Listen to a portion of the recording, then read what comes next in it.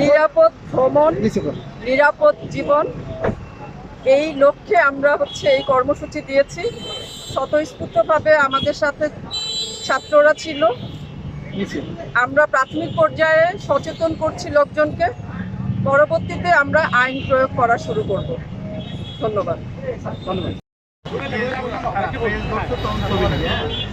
এই যে আপনারা আজকে যে মোটরসাইকেলের যে ভালো একটা পথটা শুরু করলেন, এটার উদ্দেশ্য কি? এতে আপনারা কি মনে করছেন সড়ক দুর্ঘটনা কমবে কিনা?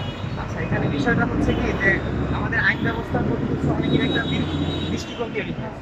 তো পুলিশরা আমাদের সহযোগিতা দিয়েছে, জনগণ যাতে তাদের উপরে আস্থা রাখে। তো সেই জন্য আমাদের ছাত্র সমাজের সহযোগিতায় আমরা সবাই তাদের সাথে আসছি। আজকের কর্মসূচিটা ছিল হচ্ছে no helmet no bike drive. তো আমরা জনগণকে সচেতন করার জন্য তাদেরকে হেলমেট ব্যবহার করতে বলছি। আসলে হেলমেটটা কেন পরবেন? হেলমেটটা পরবেন কিন্তু আপনার সেফটির জন্য, এটা কিন্তু পুলিশের সেফটি না। আসলে আইন সবার জন্য সমান, শুধু তরুণ আর বয়স্ক লোকদের জন্য না।